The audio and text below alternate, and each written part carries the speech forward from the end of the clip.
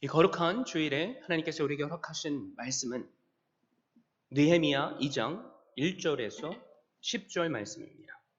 아삽 사스다 왕 제20년 니산월에 왕 앞에 포도주가 있기로 내가 그 포도주를 왕에게 드렸는데 이전에는 내가 왕 앞에서 수심이 없었더니 왕이 내게 이르시되 내가 병이 없거늘 어찌하여 얼굴에 수심이 있느냐 이는 필연 내 마음에 근심이 있음이로다 하더라. 그때에 내가 크게 두려워하여 왕께 대답하되 왕은 만세수를 하옵소서. 내 조상들의 묘실이 있는 성읍이 이제까지 황폐하고 성문이 불탔사오니 내가 어찌 얼굴에 수심이 없사오리이까 하니 왕이 내게 이르시되 그러면 내가 무엇을 원하느냐 하시기로 내가 곧 하늘의 하나님께 묵도하고 왕에게 아뢰되 왕이 만일 좋게 여기시고 종이 왕의 목전에서 은혜를 얻었사오면 나를 유대 땅 나의 조상들의 묘실이 있는 성읍에 보내어 그 성을 건축하게 하옵소서 하였는데 그때 왕후도 왕 곁에 앉아 있었더라.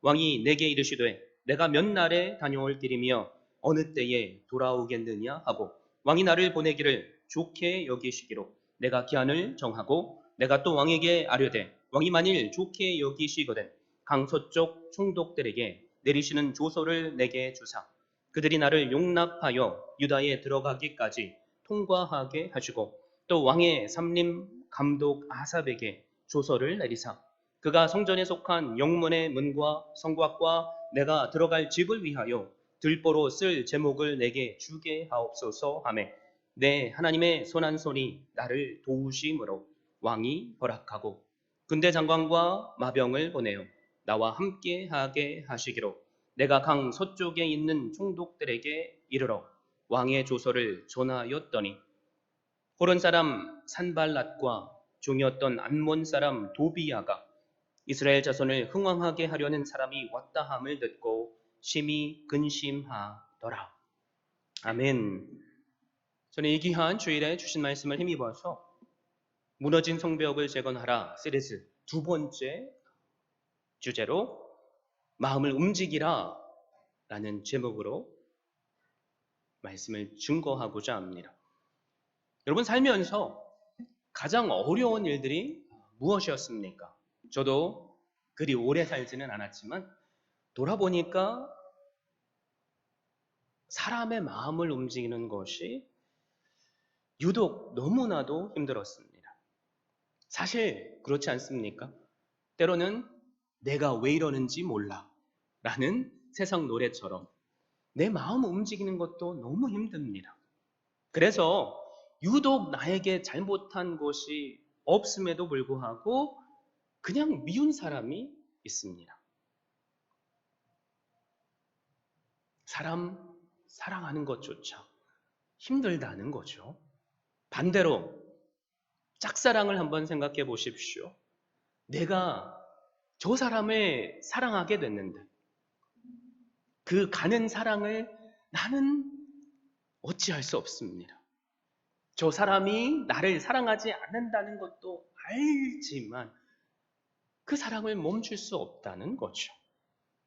그래서 꽃을 백송이를 준비하고 편지를 정성을 다해 밤새 쓰고 준비해서 줬는데 그 사람이 나의 사랑을 받아주지 않을 때 얼마나 우리는 좌절하게 됩니까? 내 마음도 어쩔 수 없고 때로는 다른 사람의 마음도 우리는 움직일 수 없다는 거죠.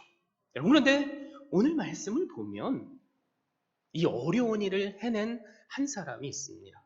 그 사람이 누굽니까? 우리가 지난주부터 살펴본 느헤미야입니다. 느헤미야는 누굽니까? 하나님께 범죄했기에 나라가 멸망당했고 800마일의 먼 길을 포로로 잡혀온 이스라엘 포로 2세대 사람입니다. 이방인의 신분이죠. 먼 이방 땅에서 왕의 술 맡은 관원. 오늘날로 말하자면 경호 실장의 이방인이 아닐지라도 권력의 최끝자리에 올라갔던 사람입니다. 여러분, 그런데 느헤미야가 아무리 이런 큰 권력을 가지고 있을지라도 예루살렘 성벽을 재건하는 일은 사실 불가능에 가까운 일이었습니다. 왜냐하면 느헤미야는 그 누구도 아닌 왕의 마음을 움직여야 했기 때문입니다. 예루살렘과 이스라엘 민족과 하나님과 전혀 관련이 없는 이방 왕입니다. 자기 자신을 신처럼 떠받들라고 선포하는 왕입니다. 이 왕의 마음을 움직이는 것, 그러니까 불가능한 일에 가까웠습니다. 나는 경호실장에게 왕의 허락을 받아야 하죠. 또 나 혼자서는 그것을 재건할 수 없기에 왕을 통해서 나무 및 재료들을 받아야만 했습니다. 느헤미야가 이방왕 아닥사스다 그 사람의 편애를 아무리 받고 있었을지라도 이 이방 왕의 마음을 움직이는 것은 여러분 인간의 힘으로 불가능한 일입니다.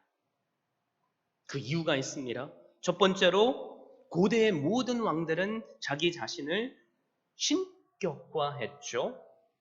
한마디로 정의하자면 고집이 셌다는 거죠. 내 말이 법이라는 것입니다. 그런데 일개 신하로 왕의 마음을 내가 움직인다? 여러분 불가능하죠. 두 번째 더 큰 이유가 있었습니다. 아닥사스다 왕은 예루살렘 성이 건축되는 것을 평소에 못마땅하게 여기던 사람이었습니다. 에스라서 4장 11절에서 13절 말씀을 보면 이렇게 말씀하죠. 아닥사스다 왕에게 올린 그 글의 초본은 이러하니 강 건너편에 있는 신하들은 왕에게 아뢰나이다. 당신에게서 우리에게로 올라온 유다 사람들이 예루살렘에 이르러 이 폐역하고 악한 성읍을 건축하는데 이미 그 기초를 수축하고 성곽을 건축하오니 이제 왕은 아시옵소서. 만일 이 성읍을 건축하고 그 성곽을 완공하면 저 무리가 다시는 조공과 관세와 통행세를 바치지 아니하리니 결국 왕들에게 손해가 되리이다. 아닥사스다 왕에게 예루살렘 저편의 그 대적들이 성벽을 건축하지 못하게 하는 고발장을 보냈다는 거죠. 그래서 아닥사스다 왕은 18절에서 21절 말씀을 보니까 이런 명령을 조서로 내립니다.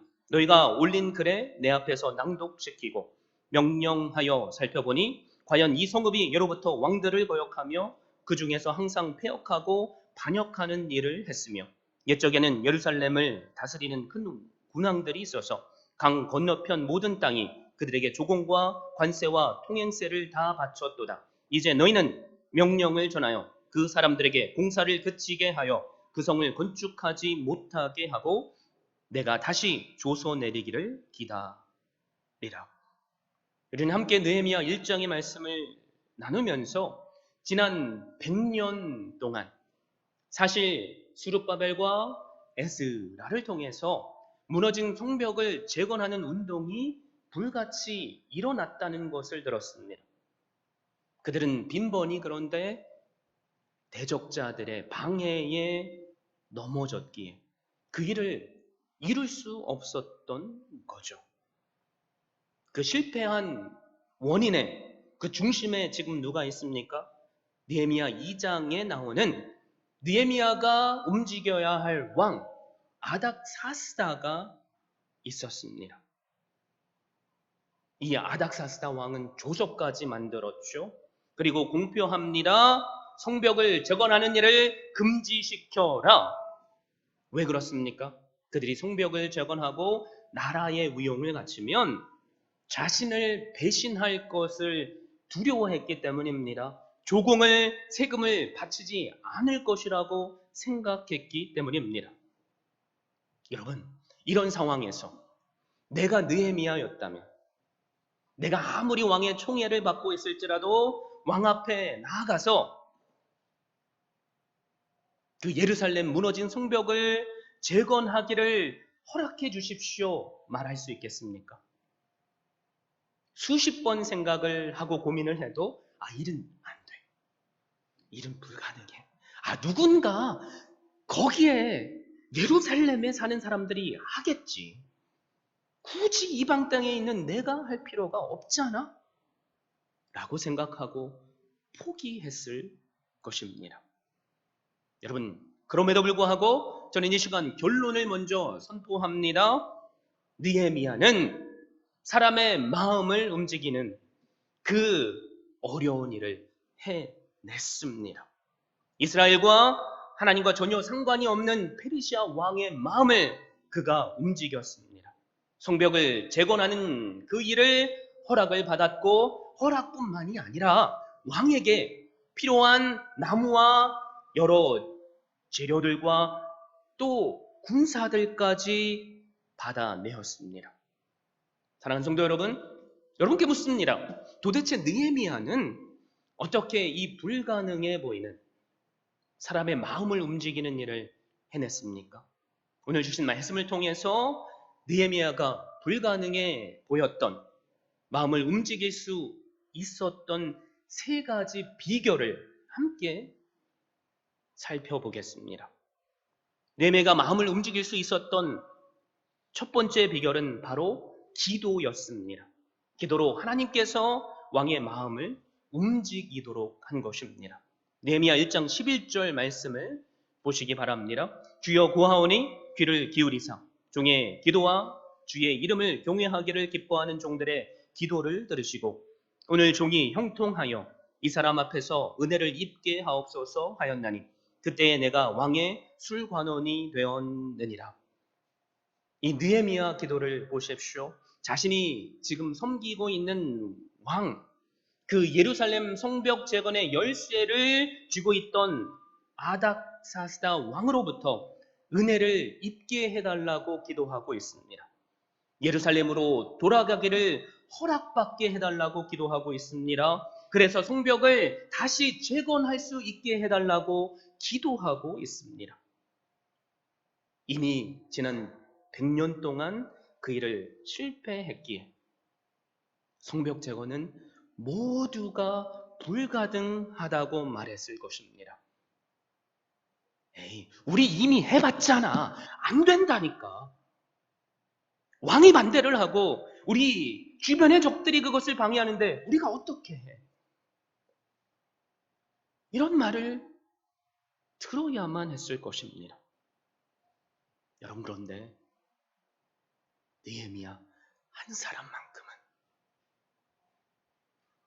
모든 사람이 불가능하다고 말할지라도 사람의 마음을 움직이실 수 있는 하나님을 믿었습니다.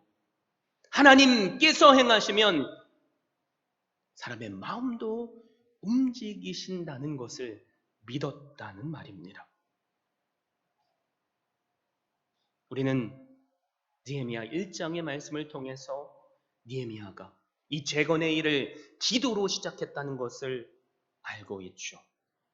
그 기도의 중심에는 그 열쇠를 가지고 있는 왕을 위한 기도가 있었습니다.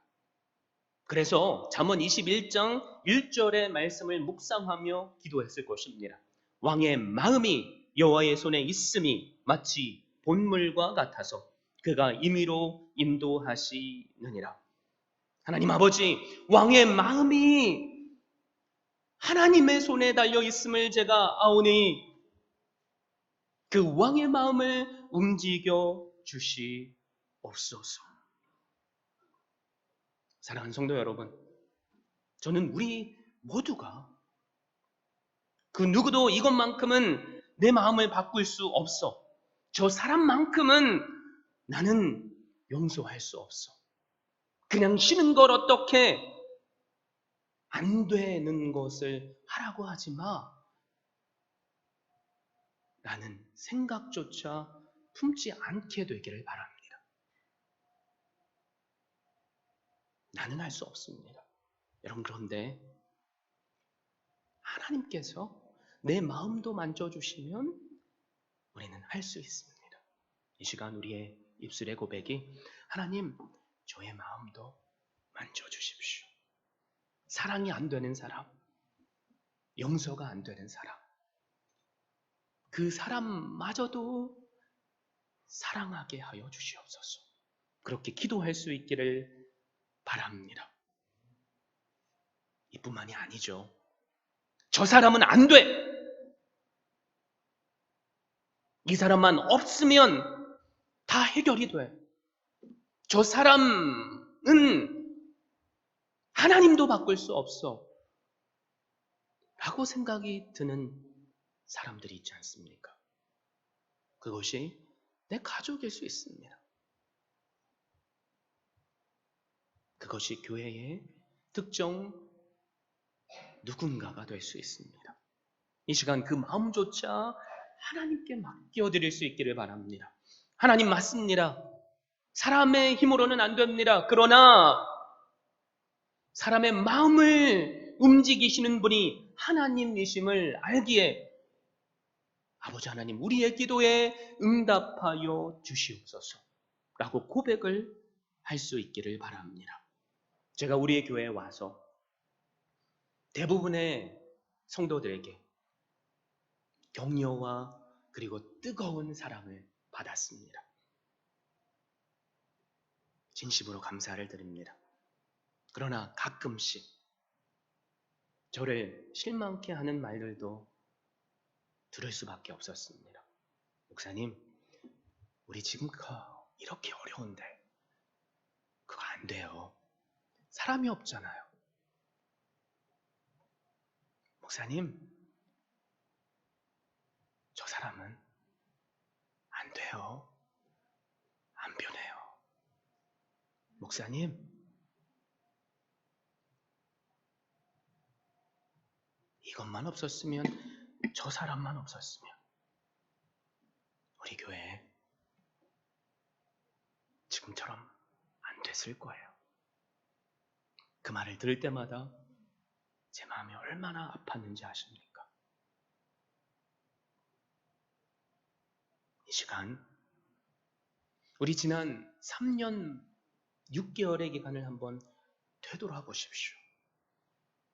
제가 여러분께 간증하지 않아도 하나님께서 기적으로 우리 교회와 함께 해주셨음을 여러분 알지 않습니까? 떠날 수밖에 없는 사람을 우리가 기도하고 품고 또 인내했더니 하나님께서 주님의 교회에 기둥처럼 심어주셨습니다. 목사님, 안 돼요. 사람이 없어요. 라고 그 말을 우리가 들었지만 하나님께서 우리에게 주신 확신의 마음을 가지고 선포했더니 여름 성경학교가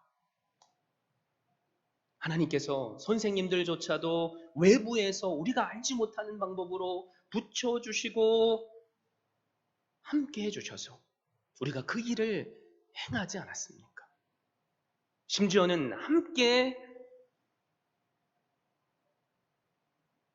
비가 오는 그 시간을 늦춰달라고 기도했더니 그것이 하나님의 뜻이라면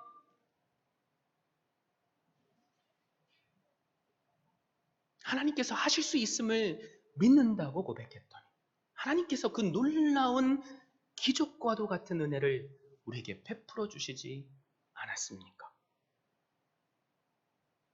기억하십시오. 내 힘으로는 때로는 내 자신도 우리는 어쩔 수 없습니다. 내 가족도 우리는 어쩔 수 없습니다. 우리의 교회의 성도들도 일도 우리는 어쩔 수 없습니다. 바로 그때 우리가 또 다른 느헤미야가 되기를 바랍니다. 하나님께 느헤미야처럼 기도하십시오. 내 남편의 마음을 움직여 주십시오. 내 아내의 마음을 움직여 주십시오. 주님 앞에 돌아와야 할 내 사랑하는 아들의 딸의 마음을 움직여 주십시오.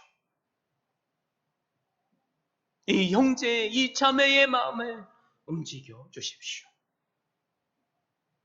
저는 확신합니다. 살아계신 하나님께서 우리의 기도를 들으시게 하나님의 때에 그 새로운 일을 행하실 것을 말입니다. 느헤미야가 마음을 움직일 수 있었던 첫 번째 비결이 기도라고 했죠. 자, 두 번째 비결이 뭔지 아십니까? 그것은 바로 기다리는 것입니다. 인내라는 거죠. 느헤미야는 기도했습니다. 하나님, 저 불가능해 보이는 저 아닥사스다 왕의 마음을 움직여 주시옵소서. 그래서 제가 왕의 허락을 받고 고국 예루살렘으로 돌아가 성벽을 재건하게 하여 주시옵소서. 기도가 끝났습니다. 마음에 평안이 있습니다. 이것이 하나님께서 보시기에 합당한 것임을 나는 알기에 느헤미야는 바로 그때 즉시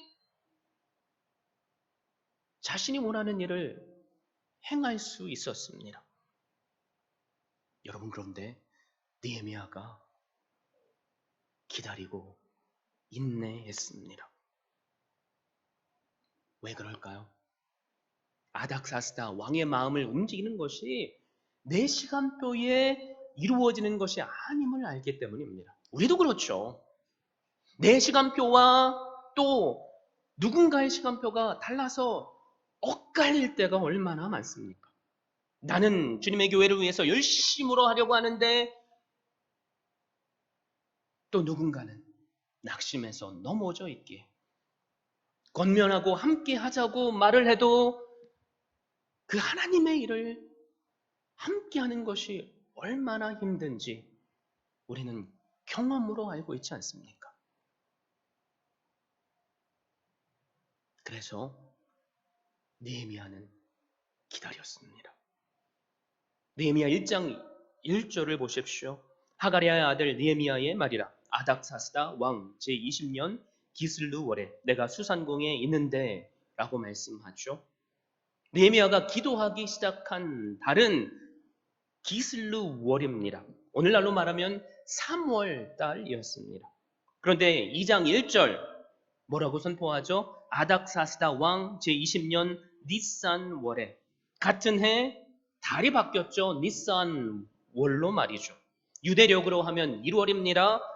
오늘날로 하면 7월입니다. 여러분, 느헤미야가 얼마나 오랫동안 기도했습니까? 하루? 이틀? 이것이 하나님의 뜻이니까 내가 기도했으니까 하나님께서 해주시겠지? 그랬습니까? 아니죠. 정작 4달 동안 금식하며 눈물로 기도했습니다. 사랑하는 성도 여러분, 우리도 하나님을 믿기에 하나님을 향해서 기도하죠. 그런데 그 응답이 더뎌진다고 느낄 때 우리는 얼마나 지금까지 수도 없이 실망했습니까? 때로는 포기하지 않았습니까? 그래서 어떤 분은 이런 기도를 했다고 하죠. 하나님, 제가 인내심이 없습니다. 하나님, 제가 그 인내의 마음을 갖게 해 주십시오. 그 인내심을 지금 당장 주십시오. 무슨 말이죠? 인내하게 해달라는데 그 인내조차도 지금 당장 달라고. 그런 모습이 우리의 모습이라는 거죠. 여러분, 그런데 느헤미야는 기다릴 줄 알았습니다. 우리도 기다릴 줄 알아야만 됩니다. 그 이유가 무엇입니까? 하박국 2장 3절에 보면 이렇게 선포하죠. 이 묵시는 정한 때가 있나니 그 종말이 속히 이르겠고 결코 거짓되지 아니하리라. 비록 더딜지라도 기다리라. 지체되지 않고 반드시 응하리라. 하나님의 뜻에 합당한 기도는 여러분 언젠가는 이루어집니다. 그래서 우리의 하나님께 합당한 기도는 믿음으로 기다릴 줄 알아야만 됩니다. 혹시 우리 가운데 하나님께 기도하시는 분들 계십니까? 이 말씀을 마음에 새기고 하나님의 정한 때까지 기도하심으로 인내할 수 있기를 바랍니다. 느헤미야는 하나님께 기도하는 것을 멈추지 않았습니다. 하나님, 저 왕의 마음을 움직여 주십시오. 그 마음의 문을 열어 주십시오라고 기도했습니다. 여러분, 그 기도가 하나님의 때가 되니까 놀라운 일이 일어나죠. 왕의 잔치 자리에 느헤미야는 쓰게 됩니다. 여느 날의 잔치처럼 왕에게 잔을 지금 드리고 있죠. 왕은 전에는 느헤미야의 얼굴에 신경조차 쓰지 않았습니다. 지난 4개월 동안 그 얼굴에 깃든 근심에 관심이 없었다는 거죠. 그런데 유독 그날 왕이 느헤미야 얼굴에 담겨진 근심을 보고 말합니다. 네가 병이 없거늘 어찌하여 얼굴에 수색이 있느냐. 여러분, 바로 이 순간이 하나님께 드렸던 기도가 응답되는 순간입니다. 그런데 성경이 뭐라고 기록하죠? 느헤미야는 이 말을 듣고 두려워했다고 말합니다. 느헤미야가 왜 두려워했습니까? 신하, 특히 술관원은 왕의 마음을 언제나 안심시키고 유쾌하게 만들어줄 의무가 있습니다. 그런데 술잔을 들이면서 얼굴에 근심이 있으면 왕이 의심하게 된다는 거죠. 지금 무슨 생각을 하고 있는 거지? 혹시 이 잔에 독을 탄 건 아니야? 그래서 죽임을 당할 수도 있는 상황입니다. 여러분, 그런데 왕은 노하지 않았습니다. 오히려 느헤미야를 걱정하며 말합니다. 하나님께서 형통하여 이 사람 앞에서 은혜를 입게 하옵소서라는 기도를 응답하신 것입니다. 느헤미야는 그냥 믿음으로 기도했을 뿐인데 하나님께서 이미 왕의 마음을 움직이셨습니다. 그리고 느헤미야는 이 기회를 놓치지 않습니다. 그리고 3절을 보십시오. 왕께 대답하되 왕은 만세수를 하옵소서. 내 조상들의 묘실이 있는 성읍이 이제까지 황폐하고 성문이 불탔사오니 내가 어찌 얼굴에 수심이 없사오리이까. 지금 무슨 고백을 하죠? 나의 이 근심이 바로 내가 떠나온 그 고향, 그 성벽이 무너졌기 때문임을 고백하고 있습니다. 예루살렘 성이 당신이 사랑하는 종, 바로 저 자신 느헤미야의 고향임을 왕에게 알려준 거죠. 그리고 나서 곧바로 제가 이 고향에 돌아가서 예루살렘 성벽을 재건하기를 원합니다 라고 말할 수 있었습니다. 왕이 4절을 보면 그러면 내가 무엇을 원하느냐 라고 물었기 때문입니다. 여러분, 그런데 바로 이때 제가 고향에 돌아가서 예루살렘 성벽을 재건하고 싶습니다 라고 말했다면 어떤 일이 벌어졌겠습니까? 왕에게 죽임을 당할 수도 있습니다. 우리는 이미 들어서 알고 있죠. 왕이 조서를 써서 그 성벽을 재건하는 것을 금지했다는 것을 말입니다. 지금 이 말을 하는 것은 왕 앞에서 지금 당신이 내린 그 조서를 반박하고 있는 겁니다. 그러니까 반역이 될 수 있다는 거죠. 죽임을 당할 수 있습니다. 바로 이때를 위해서 사람을 움직이는 그 비결, 마음을 움직이는 비결, 세 번째가 필요합니다. 그것은 바로 하나님께 지혜를 구하는 것입니다. 여러분, 지금까지 생생하게 첫 번째, 두 번째 비결을 기억하고 계실 것입니다. 그래도 되새겨 보기를 원합니다. 첫 번째 비결이 무엇입니까? 하나님께 기도해야 하는 것입니다. 사람의 마음은 오직 하나님께서만이 움직이실 수 있기 때문입니다. 두 번째 무엇입니까? 내가 사람의 마음을 움직일 수 있는 것이 아니라 하나님께서 하시기에 하나님의 때를 기다려야만 합니다. 그리고 그 때가 왔습니까? 그 때가 왔을 때조차 하나님께 지혜를 구해야만 합니다. 4절 말씀을 보십시오. 왕이 내게 이르시되, 그러면 내가 무엇을 원하느냐 하시기로 여기에 비결이 나오죠. 내가 곧 하늘의 하나님께 묵도하고 느헤미야는 자신이 원하는 것을 바로 말할 수 있었습니다. 그런데 묵도했다고 성경은 말합니다. 묵도가 무엇이죠? 묵상으로 하나님께 기도하는 거죠. 하나님, 제가 이때 어떻게 대답해야 할지 지혜를 주십시오라고 기도했다는 말입니다. 그리고 하나님께서 느헤미야 입술에 왕이 듣기에 기뻐할 말을 심어주셨습니다.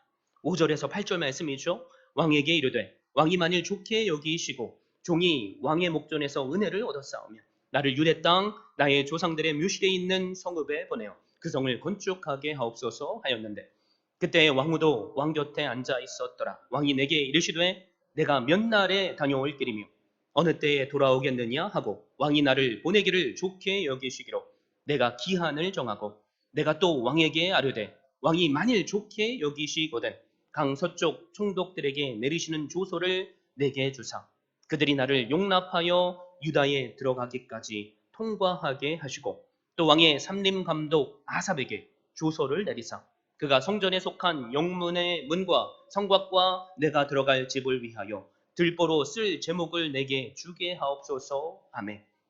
무엇을 원하느냐라는 말이 떨어지자마자 느헤미야는 하나님께 기도로 지혜를 구했습니다. 그리고 하나님께서 그 입술에 지혜를 심어 주셨습니다.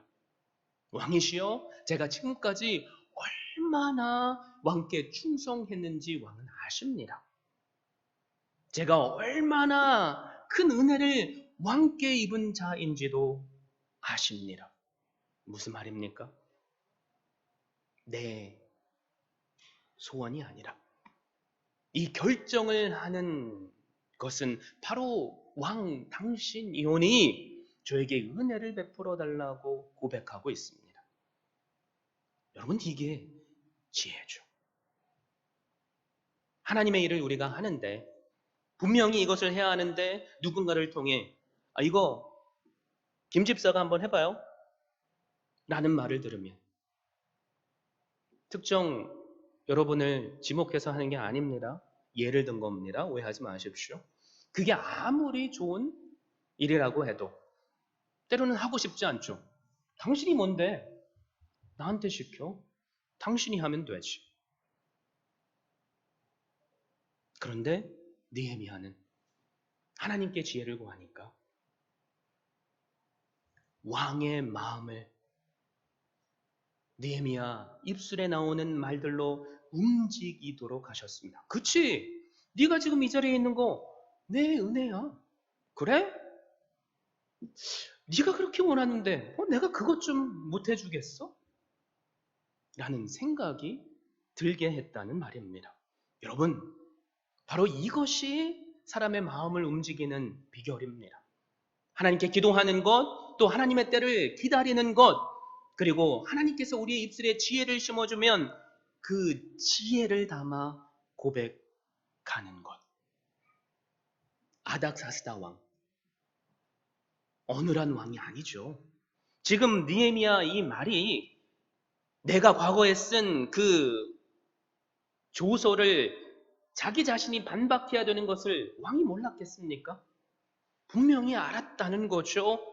그런데 왕의 눈에 비친 이 느헤미야가 그 자기가 쓴 조서보다도 더 소중했다는 거죠.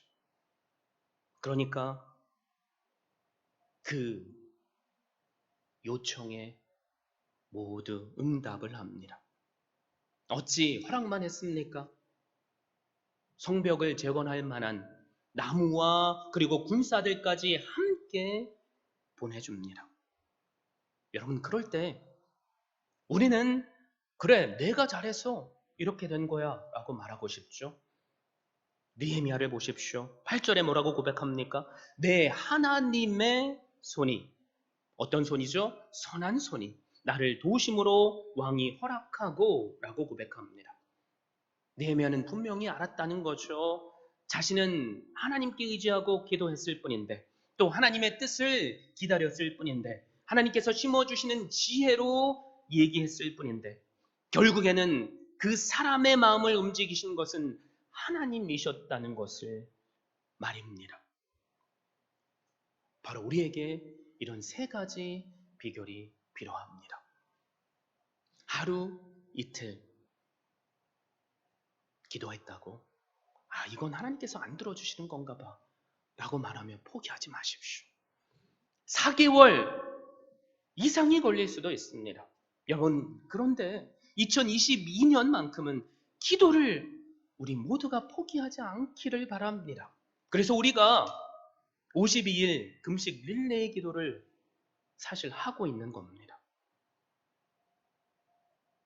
그런데 10절 말씀에 보면 이 놀라운 하나님의 일을 방해하는 사람들이 있습니다.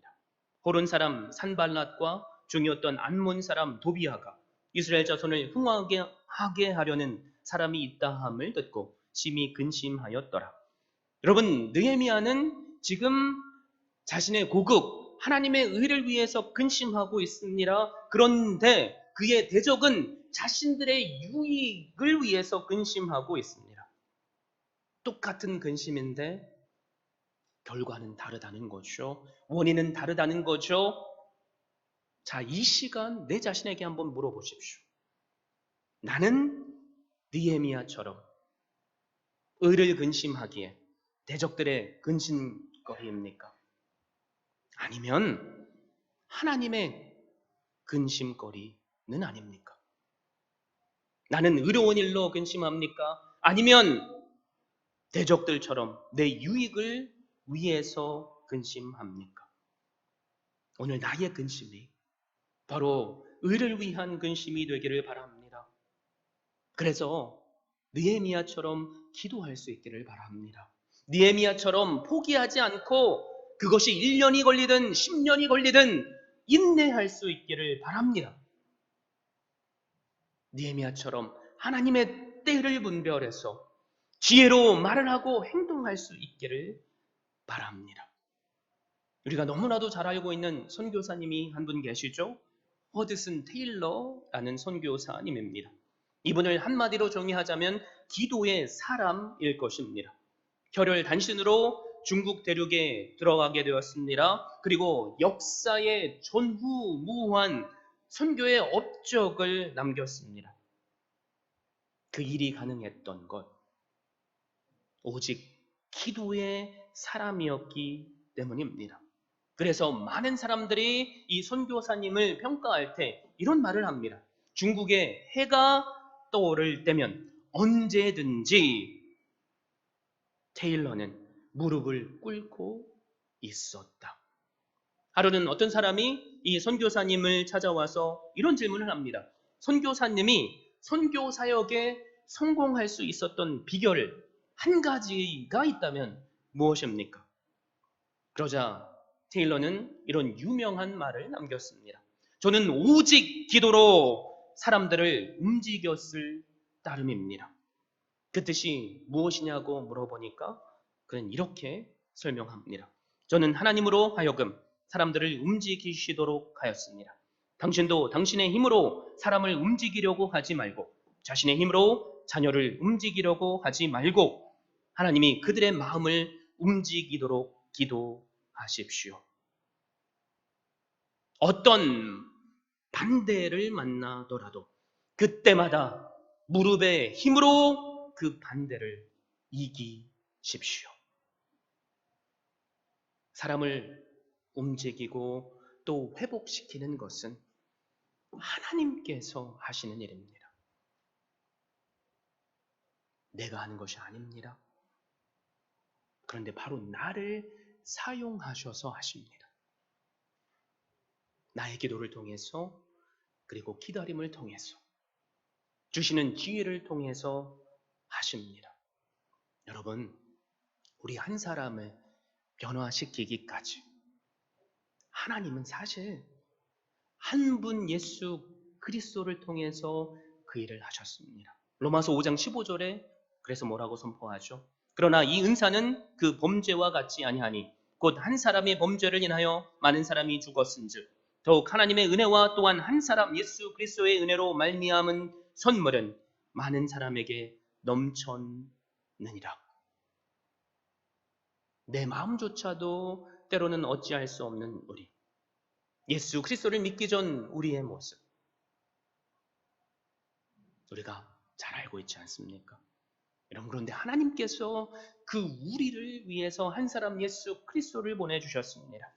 성령 하나님으로 우리의 마음을 움직여 주셨기에 십자가의 복음 앞에 내가 죄인임을 깨닫게 하셨습니다. 눈물로 그 십자가를 붙잡게 하셨고 예수 그리스도를 나의 구주로 고백하게 하셨습니다. 그리고 그분과 함께 우리에게 허락하신 그 선물 구원을 누리게 하셨습니다. 사랑하는 성도 여러분, 그 주님께서 오늘 우리에게 너도 느헤미야처럼 그 한 사람이 되라 라고 말씀하십니다. 내 삶에 무너진 모습들이 얼마나 많습니까? 내 가정에도 다시 세워야 할 부분들이 얼마나 많습니까? 우리 교회에도 우리가 그 세워야 할 부분들이 얼마나 많다는 것을 알고 있지 않습니까? 이 나라도 마찬가지입니다. 우리 고국 대한민국도 마찬가지입니다. 오늘 사는 또 다른 한 사람 느헤미야가 우리가 될 수 있기를 바랍니다. 그래서 함께 기도합시다. 함께 새벽을 깨우고 금식을 하고 눈물로 주님의 때를 분별하면 좋겠습니다. 포기하지 마십시오. 그리고 주님께서 새로운 일을 행하시겠다고 하셨사오니 그때를 분별할 때 입술에 지혜를 넣어달라고, 우리의 손과 발에 지혜를 허락해달라고 고백하며 순종할 수 있기를 바랍니다.